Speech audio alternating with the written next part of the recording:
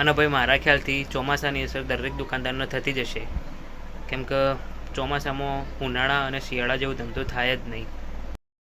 ભાઈ ટીવી ચાલુ હોય અને ટીવીમાં બધાનો ફેવરેટ શો ચાલુ હોય, તારક મહેતા કા ઉલ્ટા ચશ્મા. આ બધાને ગમે અને કોમેડી શો હોય તો આ બધા લોકો ફોન જોવો, એને કહેવાય ફોન જોવાની આદત.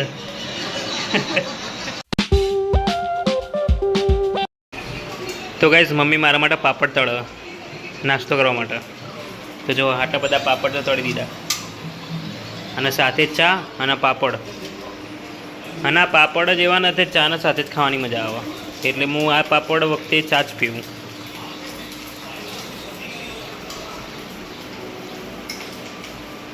આટલા રવા દેવા, આટલા તો ઘણા થઈ ગયા.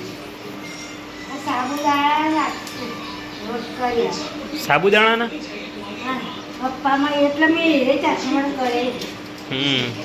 હવે તો આટલું જ બાકી રહ્યું ને, ચડી દેતા ને એટલું.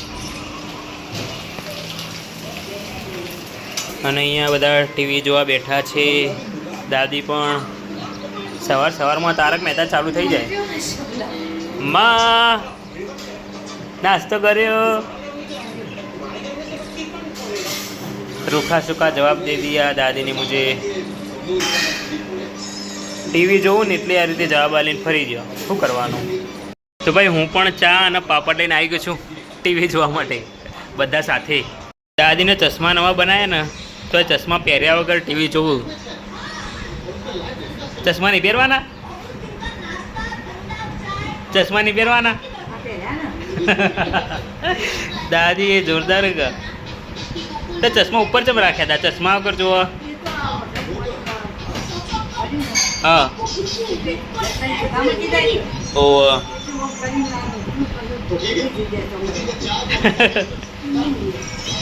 હા હા જુઓ ભાઈ, દાદીની બેસવાની સ્ટાઇલ જુઓ ખાલી, જોરદાર ને. ચશ્મા પહેર્યા હા અને દાદી આ રીતે મસ્ત રીતે બેઠા,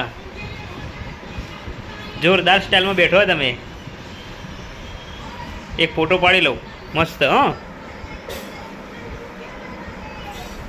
જોઈ રહેજો, મસ્ત ફોટો પાડું. થોડો દૂરથી પાડું.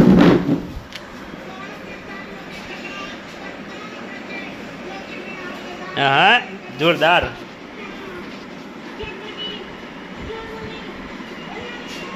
ભાઈ વરસાદ ચાલુ થઈ ગયો છે બહાર. દાદી અહીંયા ટીવી જોવે છે અને મમ્મી કંકોડા બનાવવાના. અહીં માજી ઓહો. અને વરસાદ ચાલુ થયો ને એટલે જોજો સિગ્નલ જતું રહેશે અમારે અહીંયા. જો વરસાદ ચાલુ થયો તો 5 મિનિટમાં તો સિગ્નલ જતું રહ્યું અને દાદી અમારો ટીવી જોયા વગર બેસી રહ્યો. શું કરવાનું? વરસાદ બંધ થાય એના જાતથી સિગ્નલ આવે, એ જ નવું શું કરવાનું?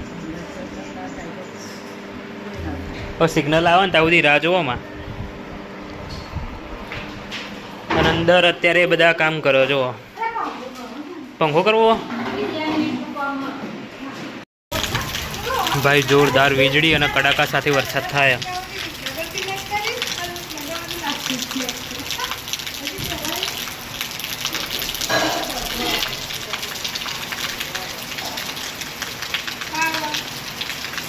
ભાઈ હવે જો ગાજે.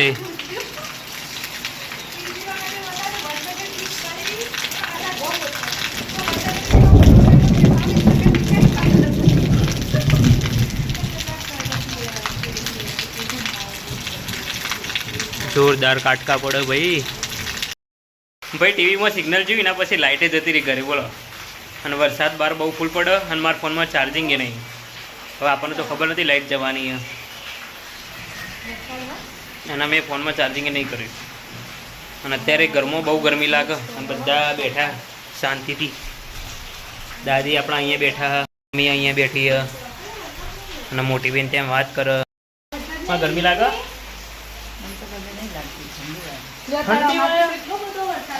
મને તો બહુ ગરમી લાગે અત્યારે. અને દાદીને ઠંડી લાગે. સારું કહેવાય. મમ્મી તને ઠંડી લાગે ગરમી લાગે? ગરમી જ લાગે ને. આપણે દાદીને જ ખાલી ઠંડી લાગે. સારું કહેવાય. પાસ્તા બનીને તૈયાર છે ભાઈ. આપણે ઉપર નાખીએ થોડું કેચઅપ, એટલે થોડો સ્વાદ આવે ને. વધારે ના પડી જાય. મારા ભાગમાં આટલા જ આવ્યા. મમ્મી અહીંયા બેઠી પછી એમ હા ગાઈસ પાસ્તા તો સ્વાદમાં તીખા બન્યા બહુ જ, એટલે અંદર સોસ નાખીને ખાઈએ ને તો એ થોડા સારા લાગે. બાકી તીખા બન્યા પાસ્તા પણ સારા લાગે, સારા બન્યા. ભાઈ થોડા પાસ્તા વધ્યા છે કઢાઈમાં, એ પણ હું જ ખાઈ જઈશ બધા. ભાઈ તીખા તો જોરદાર લાગ્યો પાસ્તા. વખમાં પાણી લાવી દીધું બહાર. અને મમ્મીને તો ખાતા ખાતા ખોસી આવી દીધી.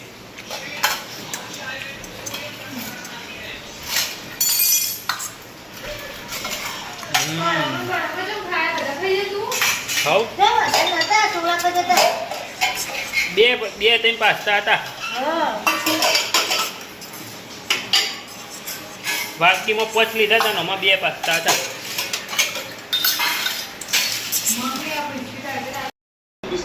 તો ભાઈ 7 વાગી ગયા અને મારા દુકાન જવાનો ટાઈમ થઈ ગયો. આમ તો વહેલા જ થઈ ગયો તો પણ થોડું મોડું થઈ ગયું આજે.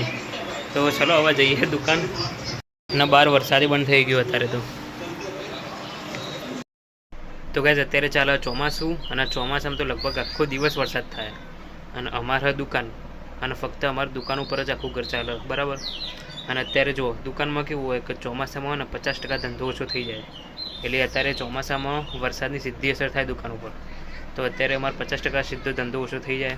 એટલે અમારે કોઈ બી વધારાના ખર્ચા કરવા હોય તો વિચારીને કરવા પડે. ગમે ત્યાં પૈસા પૈ ના ખર્ચે કે એમ કે ફક્ત દુકાન ઉપર જ ઘર ચાલે, બીજી કોઈ આવક જ નહીં અત્યારે. એટલે જો અને ચોમાસામાં તો ધંધો ઓછો થઈ જાય એટલે કોઈ વધારાના ખર્ચા કરી જ નાખીએ અમે. અને મતલબ કે દુકાનમાંથી ભાઈ જરૂરિયાત પૂરી થઈ જાય એમ. જે આપણી જરૂરિયાત હોય રોજબરોજની જરૂરિયાત અને જે ખર્ચા હોય બસ એ પૂરા થઈ જાય. બીજું કંઈ વધારાનું પૂરું ના થાય એમાં. બીજા આમાંથી કોઈ વધારાના મોજશોખના ખર્ચા કરી જ નાખે ભાઈ, કેમ કે દુકાન ઉપર જ ઘર ચાલે, બીજું કોઈ આવક છે જ નહીં. એટલે થોડુંક વિચારીને હેડવું પડે એમ અત્યારે અમારે. અને ભાઈ મારા ખ્યાલથી ચોમાસાની અસર દરેક દુકાનદારને થતી જ હશે, કેમ કે ચોમાસામાં ઉનાળા અને શિયાળા જેવો ધંધો થાય જ નહીં. ગ્રાહક ઓછા આવે. सब लोग फ़ोन देख रहे हैं भाई, सब लोग फ़ोन देख रहे हैं. બધા ફોન જો ફક્ત દાદી જ બેઠો ફોન લીધા વગર. અજવાળું પડો લાઇટ કરવી પડશે. જો બધા લોકો ફોન જોવો, ફક્ત દાદી જ ફોન નહીં જોતા. દાદી જોવો ટીવી, દાદી ટીવી જોવો. ખાધું શું ખાધું? ચા ને ખીચડી? અરે રે શું કે અત્યાર સુધી ખુલ્લી હતી ને હું આવેલી બંધ કરાવ. વાહ રે વાહ. નહીં આવતો વરસાદ તો અત્યારે ખાસો ચીવડો આવી ગયો છે. ઓકે ટીવી ચાલુ હતો, ફોન જોવો બધો. હાલ મૂકી દીધો હોય તો ખબર ઓના કહેવાય ફોન જોવાની આદત. બોલો ટીવી ચાલુ હોય અને બધા લોકોનો ફેવરેટ શો એ ચાલુ તોય ફોન જોવો, એના કહેવાય ફોન જોવાની આદત.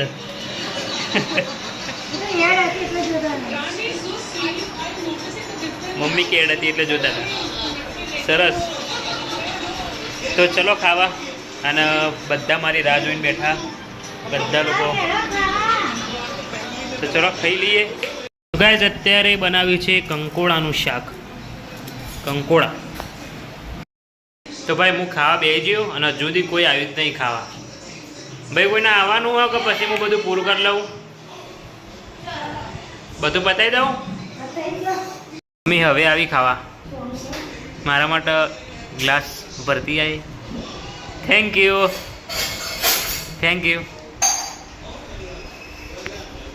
Mummy thank you. બાકીના લોકો ચલો ખાવા. એ વીઆઈપી લોકો